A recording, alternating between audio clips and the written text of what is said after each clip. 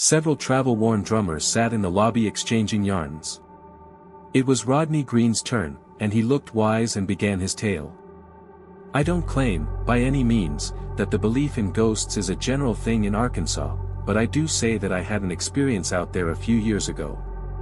It was late in the fall, and I happened to be in the village of Buckstown, which desecrates a very limited portion of the state. The town is about as small and dirty a place as ever I saw, and the Buckstown Inn is not much above the general character of the place. The region is inhabited by natives who still cling to all sorts of foolish superstitions. The inn, in the antebellum days, was kept by one who was said to be the meanest and most crabbed of mortals. The old demon was as miserly as he was mean, and all his narrow life he hoarded his filthy lucre with fiendish greed. Report had it also that he had even murdered his patrons in their beds for their money. What the facts actually were I don't know, but even to this day the old inn is held in suspicion. A lingering effect of former horrors still clouds its memory. The present proprietor, Bunk Watson, his real name is Bunker, I believe, is an altogether different sort of chap, a southern type, in fact, one of those shiftless, heedless, happy-go-lucky mortals who love strong whiskey and who chews an enormous quid of black tobacco and smokes a corncob pipe at the same time. When the former keeper shuffled off, his property fell to a distant relative, the present keeper, who, with his family, immediately moved in from a neighboring hamlet and took possession. It was well known that the old proprietor had accumulated considerable wealth during his sojourn among the living, but all efforts to discover any treasure upon the premises had failed, and now the idea of ever finding it was practically given up. As far as Bunk was concerned, the matter troubled him little. He had a hard-working wife who ran things the best she could under the circumstances, and saw that his meals were forthcoming at their respective intervals. What more could he wish? Why should he care if there was a treasure buried upon his place? Indeed, it would have been a sore puzzle for him to know what to do with a fortune unless perhaps his wife came to his aid. Among the stories that hovered in the history of the Buckstown Inn was one which involved a ghost. In the room where the former keeper had died, peculiar noises were heard at unearthly hours, sighing, moaning, and, in fact, all the other indications which point to the existence of ghosts were said to be present. On account of this the chamber had long since been abandoned. I listened with keen interest to the wonderful tales about the haunted room, and then suddenly resolved to investigate, to sleep in that chamber that very night and see for myself all that was to be seen. I told Buck of my purpose. He shook his head, shrugged his shoulders, but instead of warning me and offering a flood of protests, as I expected, he merely took his pipe from his mouth, let fly a quart or so of yellowish juice from between a pair of brown-stained lips, and, opening one corner of his wide mouth, lazily called out, "Jane." His wife appeared, and he intimated that I should settle the matter with the old woman. The prospect of a fee persuaded the wife, and off she went to arrange for my bed in that ill-fated room. At 9 o'clock that evening I bid the family good night, took my candle, ascended the rickety stairs and entered the chamber of horrors. The atmosphere was heavy and had a peculiar odor that was not at all pleasing. However, I latched the door and was soon in bed. Having propped myself up with pillows, I was prepared to await the coming of the ghost. Overhead the dusty rafters, which once had experienced the sensation of being whitewashed, but which were now a dirty, yellowish color, were hung with a fantastic array of cobwebs.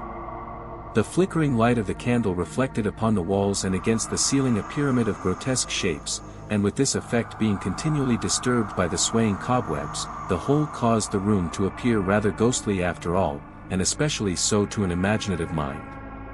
I waited and waited for hours, it seemed, but still no ghost. Perhaps it was afraid of my candlelight, so I blew it out. No sooner had I done this and settled back in bed again than a white hand appeared through the door, then a whole figure.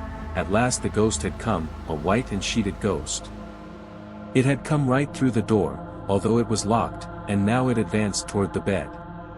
Raising its long, white arm, it pointed a bony finger at me, and then commanded, "Come with me."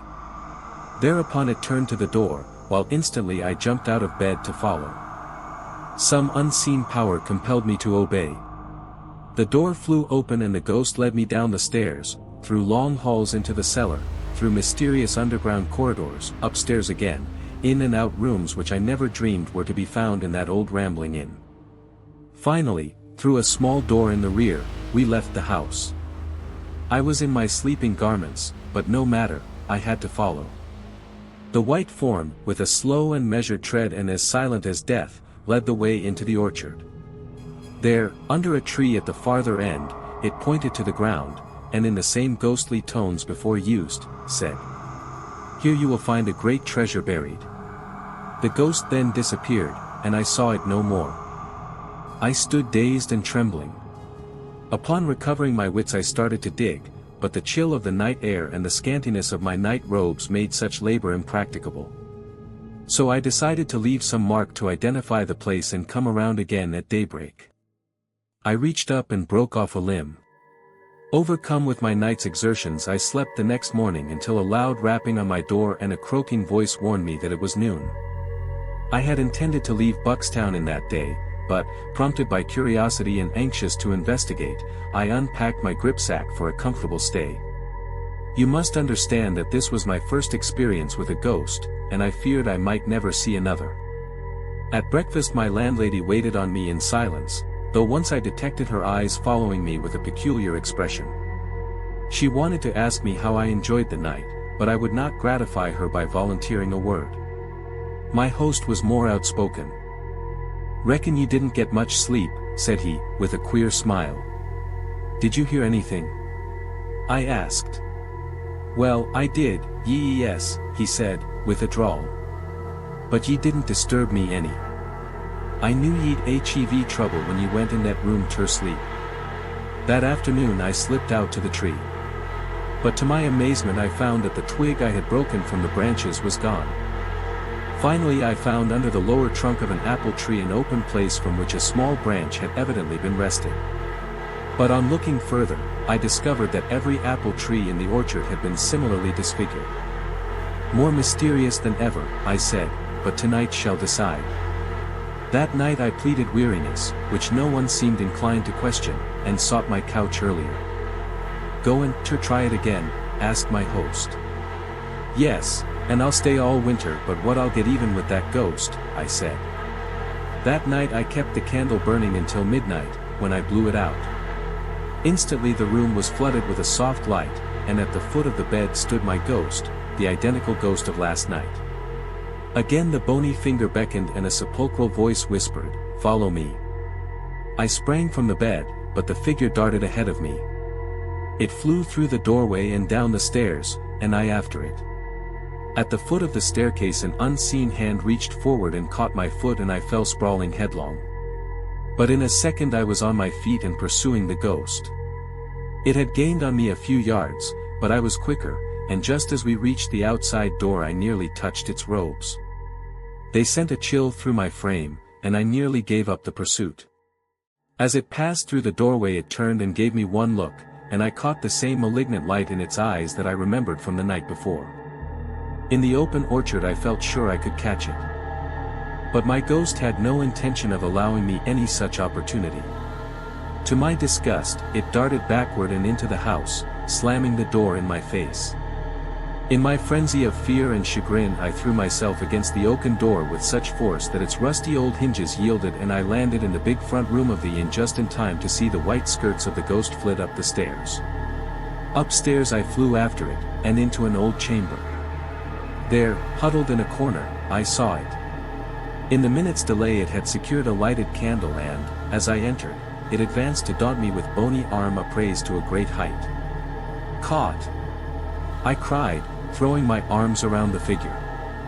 And I had made the acquaintance of a real live ghost. The white robes fell, and I saw revealed my hostess of Buckstown Inn.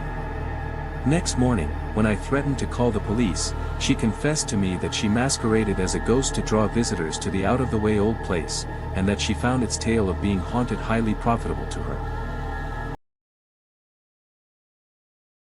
He took an all-possessing, burning fancy to her from the first. She was neither young nor pretty, so far as he could see, but she was wrapped round with mystery. That was the key of it all, she was noticeable in spite of herself. Her face at the window, sunset after sunset, her eyes, gazing out mournfully through the dusty panes, hypnotized the lawyer.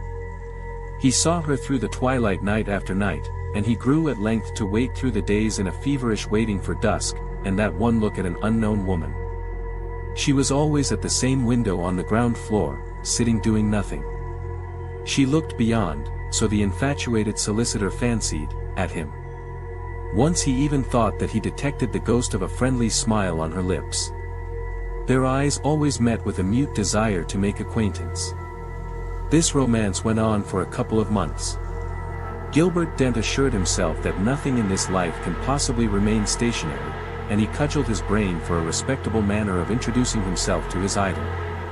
He had hardly arrived at this point when he received a shock. There came an evening when she was not at the window. Next morning he walked down Wood Lane on his way to the office. He always went by train, but he felt a strong disinclination to go through another day without a sight of her. His heart began to beat like a schoolgirl's as he drew near the house. If she should be at the window. He was almost disposed to take his courage in his hand and call on her, and, yes, even, tell her in a quick burst that she had mysteriously become all the world to him. He could see nothing ridiculous in this course. The possibility of her being married, or having family ties of any sort, had simply never occurred to him. However, she was not at the window. What was more, there was a sinister silence, a sort of breathlessness about the whole place. It was a very hot morning in late August. He looked a long time, but no face came, and no movement stirred the house. He went his way, walking like a man who has been heavily knocked on the brow and sees stars still. That afternoon he left the office early, and in less than an hour stood at the gate again. The window was blank. He pushed the gate back, it hung on one hinge, and walked up the drive to the door. There were 5 steps leading up to it. At the foot he wheeled aside sharply to the window. He had a sick dread of looking through the small panes, why he could not have told. When at last he found courage to look, he saw that there was a small round table set just under the window, a work table to all appearance, one of those things with lots of little compartments all round and a lid in the middle which shut over a well-like cavity for holding pieces of needlework. He remembered that his mother had one, 30 years before. Round the edge of the table was gripped a small, delicate hand. Gilbert Dent's eyes ran from this bloodless hand and slim wrist to a shoulder under a coarse stuff bodice, to a rather wasted throat, which was bare and flung back. So this was the end, before the beginning. He saw her. She was dead, twisted on the floor with a ghastly face turned up toward the ceiling, and stiff fingers caught in desperation round the work table. He stumbled away along the path and into the lane. For a long time he could not realize the horror of this thing. The influence of the decayed house hung over him, nothing seemed real. It was quite dark when he moved away from the gate, and went in the direction of the nearest police station. That she was dead, this woman whose very name he did not know although she influenced him so powerfully, he was certain, one look at the face would have told anyone that. That she was murdered he more than suspected. He had seen no blood about, there had been no mark on the long, bare throat, and yet the word rushed in his ears, murder. Later on he went back with a police officer. They broke into the house and entered the room. It was in utter darkness, of course, by now. Dent, his fingers trembling, struck a match. It flared round the walls and lighted them for a moment before he let it fall on the dusty floor. The policeman began to light his lantern and turned it stolidly on the window. He had no reason for delay, he was eager to get to the bottom of the business. His professional zeal was whetted, this promised to be a mystery with a spice in it. He turned the light full on the window, he gave a strange, choked cry, half of rage, half of apprehension. Then he went up to Gilbert Dent, who stood in the middle of the room with his hands before his eyes, and took his shoulder and shook it none too gently. "There ain't nobody," he said. Dent looked wildly at the window. The recess was empty except for the work table. The woman was gone. They searched the house, they minutely inspected the garden. Everything was normal, everything told the same mournful tale, of desertion, of death, of long empty years. But they found no woman, nor trace of one. "This house," said the policeman, looking suspiciously into the lawyer's face, "has been empty for longer than I can remember. Nobody'll live in it. They do say something about foul play a good many years ago. I don't know about that. All I do know is that the landlord can't get it off his hands." It was doubtful if Gilbert Dent heard one word of what the man was saying. He was too stunned to do anything but creep home, when he was allowed to go, and let himself stealthily into his own house with a latch key. He was afraid even of himself. He did not go to bed that night. As for the mystery of the woman, the matter was allowed to drop. It ended, officially. There was a shrug and a grin at the police station. The impression there was that the lawyer had been drinking, that the dead woman in the empty room was a gruesome freak of his tipsy brain. A week or so later Dent called on his brother Ned, the one near relation he had. Ned was a doctor. Perhaps he was a shade more matter-of-fact than Gilbert. At all events, when the latter told his story of the house and the woman, he attributed the affair solely to liver. "You are overworked," the elder brother looked at the younger's yellow face. "An experience of this nature is by no means uncommon. Haven't you heard of people having their pet spooks? But this was a real woman," he declared. Well, I was in love with her. I had made up my mind to marry her, if I could." Ned gave him a keen, swift glance. "We'll go to Brighton tomorrow," he said, with quiet decision. "As for your work, everything must be put aside. You've run completely down. You ought to have been taken in hand before." They went to Brighton, and it really seemed as if Ned was right, and that the woman at the window had been merely a nervous creation. It seemed so, that is, for nearly 3 weeks, and then the climax came. It was in the twilight, she had always been part of it, that Gilbert Dent saw her again, the woman that he had found lying dead. They were walking, the two brothers, along the cliffs. The wind was blowing in their faces, the sea was booming beneath the cliff. Ned had just said it was about time they turned back to the hotel and had some dinner, when Gilbert with a cry leapt forward to the very edge of the flat grass path on which they were strolling. The movement was so sudden that his brother barely caught him in time. They struggled and swayed on the very edge of the cliff for a second. Gilbert, possessed by some sudden frenzy, seemed resolved to go over, but the other at last dragged him backward, and they rolled together on the close, thick turf. At this point Gilbert opened his eyes and tried to get on his feet.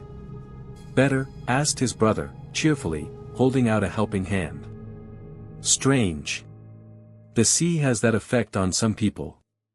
Didn't think that you were one of them." "What effect?" "Vertigo, my dear fellow." "Ned," said the other solemnly, "I saw her. It is not worth your while to try to account for anything. I have been inclined to think that you were right, that she, the woman at the window, was a fancy, that I had fallen in love with a creation of my own brain, but I saw her again tonight. You must have seen her yourself, she was within a couple of feet of you. Why did you not try and save her? It was nothing short of murder to let her go over like that." "I did my best." "You certainly did, to kill us both," said Ned, grimly. Gilbert gave him a wild look. After luncheon Ned persuaded him to rest, watched him fall asleep, and then went out. In the porch of the hotel he was met by a waiter on his return who told him that Gilbert had left about a quarter of an hour after he had himself gone out. Directly he heard this he feared the worst, having, as is usual in such cases, a very hazy idea of what the worst might be. Of course he must follow without a moment's delay, but a reference to the timetable told him that there was not another train for an hour, and that was slow. It was already getting dusk when he arrived there. He felt certain that Gilbert would go there. He got to the end of the lane and walked up it slowly, examining every house. There would be no difficulty in recognizing the one he wanted. Gilbert had described it in detail more than once. He stood outside the loosely hanging gate at last, and stared through the darkness at the shabby stucco front and rank garden. He went down a flight of steps to the back door, and finding it unfastened, stepped into a stone passage. It was one of the problems of the place that he should have avoided the main entrance door with a half-admitted dread, and that, only half admitting still, he was afraid to mount the long flight of stone stairs leading from the servants' quarters. However, he pulled himself together and went up to the room. It was quite dark inside. He heard something scuttle across the floor, he felt the grit and dust of years under his feet. He struck a match, just as Gilbert had done, and looked first at the recess in which the window was built. The match flared round the room for a moment and gave him a flash picture of his surroundings. He saw the stripes of gaudy paper moving almost imperceptibly, like tentacles of some sea monster. From the wall, he saw a creature, it looked like a rat, scurry across the floor from the window to the great mantelpiece of hard white marble. If he had seen nothing more than this. He saw in detail all that the first match had flashed at him. He saw his brother lying on the floor, a ghastly coincidence, his hand was caught round the edge of the work table as hers had been. The other hand was clenched across his breast, there was a look of great agony on his face. A dead face, of course. This was the end of the affair. He was lying dead by the window where the woman had sat every night at dusk and smiled at him. The second match went out, the brother of the dead man struck a third. He looked again and closely. Then he staggered to his feet and gave a cry. It rang through the empty rooms and echoed without wearying down the long, stone passages in the basement. Gilbert's head was thrown back, his chin peaked to the ceiling. On his throat were livid marks. The doctor saw them distinctly, he saw the grip of small fingers, the distinct impression of a woman's little hand. The curious thing about the whole story, the most curious thing, perhaps, is that no other eye ever saw those murderous marks. So there was no scandal, no chase after the murderer, no undiscovered crime. They faded. When the doctor saw his brother again in the full light and in the presence of others, his throat was clear. And the post-mortem proved that death was due to natural causes. So the matter stands, and will. But where the house and its overgrown garden stood runs a new road with neat red and white villas. Whatever secret it knew, if any, it kept discreetly. Ned Dent is morbid enough to go down the smart new road in the twilight sometimes and wonder.